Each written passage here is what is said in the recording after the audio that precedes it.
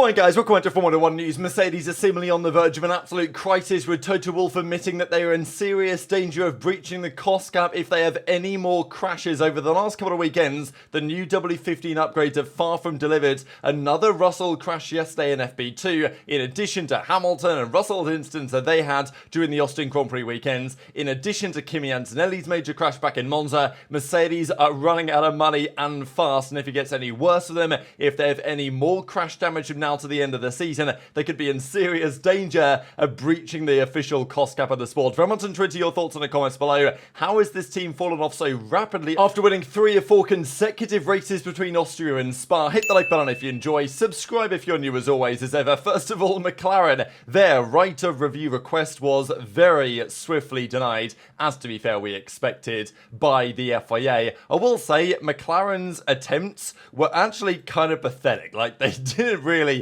give it a good go, especially when you've got Jonathan Wheatley from Red Bull, who knows a thing or two about, how to get on the right side of FIA decisions. So the McLaren boys, they show up to the meeting, and look, I think the rules are kind of stupid because the stewards make their decision and then they say, okay, if you want to challenge it, you've got to bring new evidence, which is significant, relevant, new, and unavailable to McLaren at the time of the decision. And that's pretty hard to argue. Now, whether those things should be true or not, because I think you can argue if you are McLaren that, well, the decision made was not reasonable and therefore we want to challenge it. The problem is the stewards are going to say, well, have you got any new evidence to tell us why we're wrong? And if you can't, then we were right the whole time. So McLaren turn up and they say the following: that basically you guys were wrong. They believe that there was evidence that an objective, measurable and provable error had been made by the stewards, that the statements that car 4 was overtaking car 1 on the outside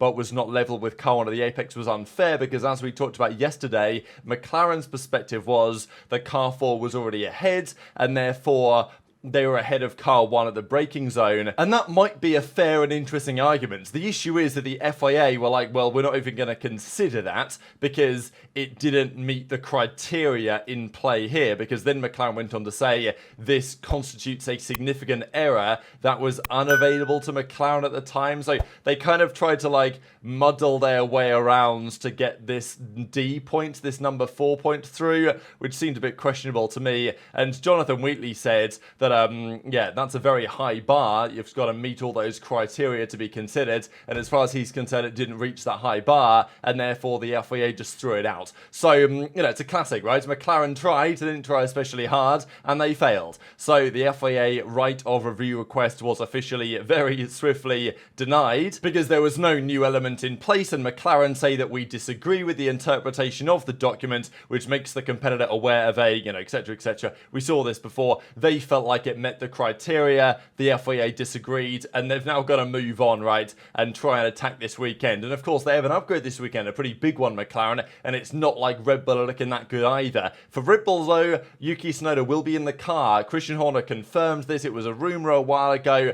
Tsunoda was talking about it, that he was going to get a test in the RB20 after the season at the Abu Dhabi tyre test. That is now going to be a thing. Christian Horner has said it. This is locked in. The problem is, will that be too late for Yuki's ambitions to get the Red Bull drive? If Perez under-delivers, if Lawson does a great job, then it's absolutely possible. But Yuki so far this weekend has had a really good weekend. Third in both FP1 and FP2, as we'll see in the coming minutes here. This though is the brand new McLaren. Interestingly enough, I don't think they put these new packages on the car before practice because they don't want to show anyone. They put it on mid-session. But anyway, these are some new elements of the floor and other parts of the car as well. This is certainly an angle of the new floor, in addition to the pretty extreme cooling louvres that basically every team is running this weekend. Norris, though, after day 1, was saying to the media, not so sure if this new floor's a good idea, right? Because we know that they've had this new floor ready to go for some time. They've been somewhat concerned about introducing it in case it introduces balance problems, as we have seen with other teams. McLaren may be able to get on top of that, but as it stands, there's no guarantee their car gets substantially better this weekend based on the upgrades they have brought. But it's not like their championship rivals Red Bull are having a good weekend either. Yesterday was basically a disaster for Max Verstappen, really. The car he was struggling with, but it was mainly just engine-related issues with the car. Now, the engine that he's got in the car is one in their practice pool. They typically have, an old engine from the start of the season they might use in practice, and then they put a different one in for the Grand Prix. You're only allowed 4, right, over the course of the season. And maybe it's not entirely impossible that Verstappen has to take another engine penalty, and that would be a very big deal if that was the case. This engine clearly has got some serious issues. It might not be the end of the world, because it's not necessarily one of their active rotation that I'll use for Grand Prix, but it's still not ideal, especially because of the lack of running, right? And even then in FP2,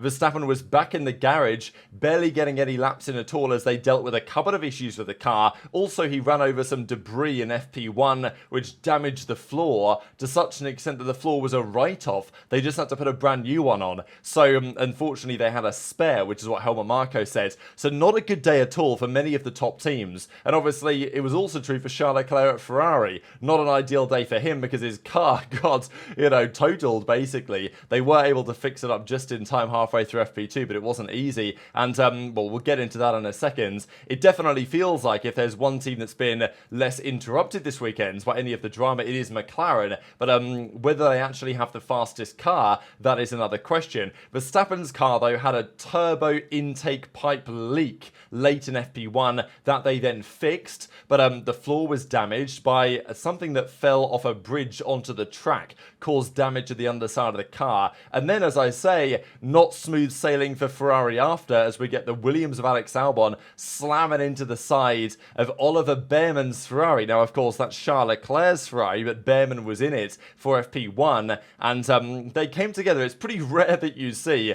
crashes in free practice sessions, but that's exactly what we saw here. This was the moment where Alex Albon lost the rear of the car and oversteered into the side of Oliver Behrman, who, as you guys can tell, is trying to keep out the way. Now, this caused a lot of controversy, this incident, especially because of the timing for Albon, right?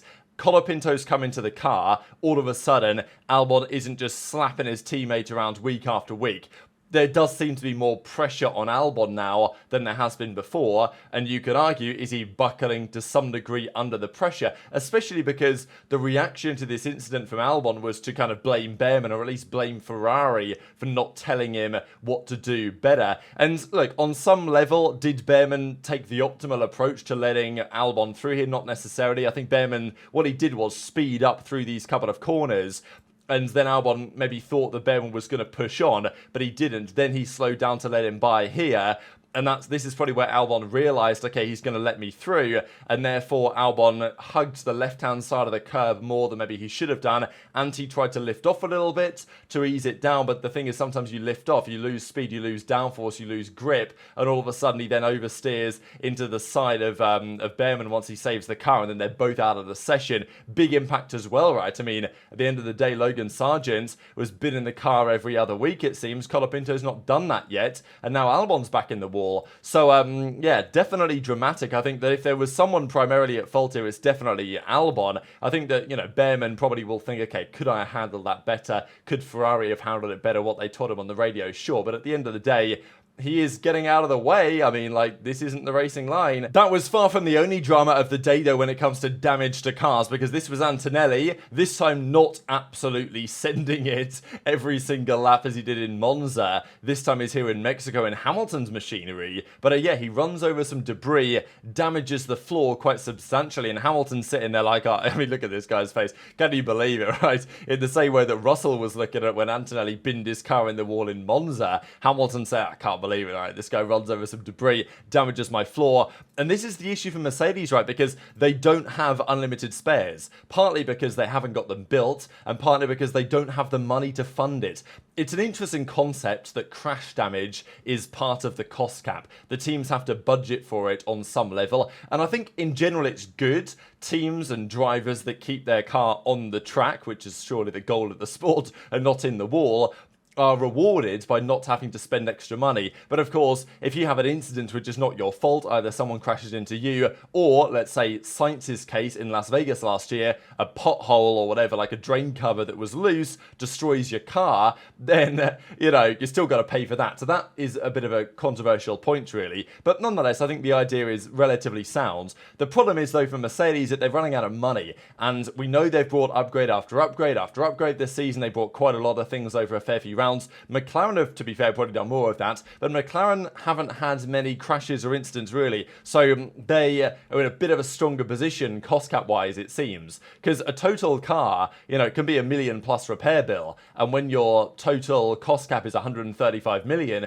you know, a few total cars a season destroys like such a large portion of your potential upgrade funds, and that's where Mercedes now find themselves. So the Antonelli floor was damaged, obviously Hamilton's floor. They repaired the floor, but apparently it's not expected to be as good. So all of a sudden, like already, Mercedes weekend with these new upgrades was a problem, and then during FP2, Russell sticks it straight in the wall. So it was an extended session here with the new test tyres, but not long into the session, Russell was in the wall immediately, and a big contact, a real heavy impact. He got out the car, he looked like he was limping a little bit, 35G crash, you know, maybe couldn't breathe so easily. He was okay, but you know, it always, when you see crashes like this, you always think like, damn, the sport is still a scary one and a dangerous one at the end of the day, despite the safety that is now in place. But look, Russell in the wall again. It happened last week out in qualifying.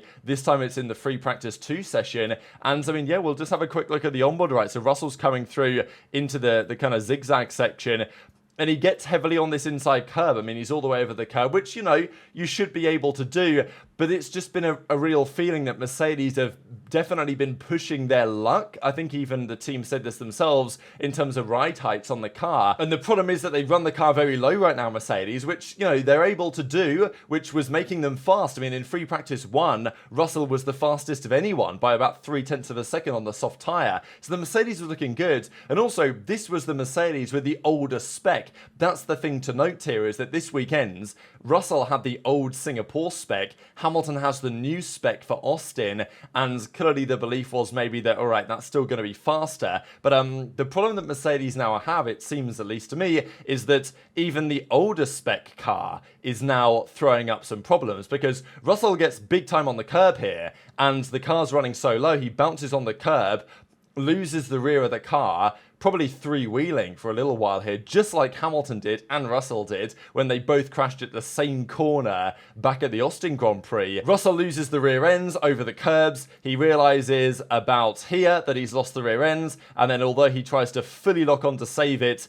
there's just absolutely nothing he can do, and he's straight in the barriers. So, you know, a bad incident again. And look, Russell and Hamilton are superb drivers. You know, one of them is, by the numbers, the greatest to ever do it in the sport. And over the last couple of weekends, we've had a spin from Hamilton in free practice 1. We've had a crash out from Hamilton in the race. Okay, didn't crash, but you know what I mean? Spun off and was out of the Grand Prix. And then we've had 2 crashes for Russell, very similar, in the last couple of weekends. So, you know, it's incredibly unlikely that the drivers have just started making these errors. And maybe the Russell crash yesterday was driver error on some level, because I think you can argue that, well, the other 3 incidents that we're mentioning here were made by the new upgrade package. This one was the older Singapore spec. So, you know, maybe Mercedes is running the car too low, or just some driver error on Russell's part. But still, there is a correlation here between Mercedes seriously struggling. And as Russell says, the car just started bouncing on the grounds before I even had a chance to catch it. I was already spinning. A lot of work to do for the guys. And, you know, his face is kind of a picture here after that session, to be fair. But yeah, what do you guys think about what Mercedes are currently going through? Because, you know, they seem more lost than ever in many respects. I mean, given, as I said at the start of the video, they won in Austria, they won in Silverstone, they won in Spa just a few weekends apart, and in Spa they were comfortably the fastest car that whole weekend on a track that's surely, generally speaking, is very indicative of your overall pace over the course of a season. But since then, it's been a bit of a disaster class after the summer break for Mercedes. And as Russell says, right now it seems like just one thing after another struggles that they are going through. And this is when we get to the question on the cost cap and whether that's going to prove a serious problem for Mercedes, because Toto Wolff says Mercedes right now are in serious trouble with the cost cap. They think they can keep the old chassis. I think the gearbox and the engine from this crash are probably okay, but you know, they need to hope that they are. But the problem is, destroyed a lot of the car. The rear wing, the front wing, the suspension, so much has got to be replaced and repaired. And yeah, as Toto says, we can keep the old chassis, but everything else has to go. 2 corners of the car are completely gone, so it's serious damage. We are in serious trouble. We are all, as in all of the teams, struggling to stay within the budget cap. And of course, we had a bad accident with Kimi back at Monza as well. Then the second one with George last week in Austin, and now again this week. So it's not like until then they'd had massive issues, Mercedes, but the team is never budgeting for your guys to put it in the wall. And the reality is they brought changes to the car over the last few rounds that have seemingly made the car more unpredictable and more difficult to get the right balance. Fast when they get it right, but quite rarely are they able to get this Mercedes into the right window, and if they don't, their drivers seem very much at risk of just losing the car at any moment. So, it's a serious problem that Mercedes have to deal with, and the reality is they're going to run out of money. I mean, what are they going to do if they run out of cash? I mean, what actually is the solution, really? Because the budget cap exists there for a reason. Even apparently new engines, if you bring a new engine into the pool, that costs you money, right, for the new engine. So you've got to be careful on the accounting here. And effectively the point is Mercedes cannot afford any new accidents because, otherwise they might have to just say, all right, George, you can't race this weekend. We can't afford to repair your car. We'll go, get another one from home base for next weekend or something. I don't know. So Mercedes really need a clean rest of the weekends and probably a clean rest of the season. But at the end of the day, they're going to be 4th in the Constructors' Championship, basically no matter what. FP1, as we mentioned, was Russell with the fastest time with a 1:17.998. Pipping out Carlos Sainz, and Yuki was in P3, just ahead of Max Verstappen, who was quite a way behind, but of course this session was dogged with various issues. FP2, however, before we discuss this, was Sainz going a few tenths faster than that. Piastri was kind of close, couple of tenths off, then Yuki. So again, the RB and Yuki seem to be pretty damn strong around here. That's kind of exciting. Charles Leclerc did pretty well because he only got like half a session or so after they finally fixed his car that Behrman had before to get within a couple of tenths, and Lando wasn't too far behind either. So the McLaren is looking there or thereabouts, but right now there's no doubt the Ferrari probably looks to be again maybe the car to beat, and I'm not sure how relevant this kind of data is. And on, for example, Max only did like 3 laps here on the hard tires, and but just looking at some of the numbers, and you never know fuel load and all these other things, but most of the guys were in the roughly 123 low type of range, but Sainz was in the 122 low on terms of race runs, only over 5 laps, but still the consistency here was pretty mega as well. You look at the other guys, like their consistency, even like Piastri's consistency wasn't exactly great, and the same thing probably for Perez as well, and for Russell his lap times were a little bit up and down, whereas Sainz is like 122.2, 1, 0, 1, 1. It's like very consistent, which usually goes to show a car which is very compliant. So we'll see whether Ferrari can execute on that this weekend, because Charles Leclerc is quite convinced that they are absolutely still in this, at least for the Constructors' Championship fight. But very much into your thoughts as ever in the comments. Hit the like button if you enjoyed. Subscribe if you're new. Take care, and I'll see you next time.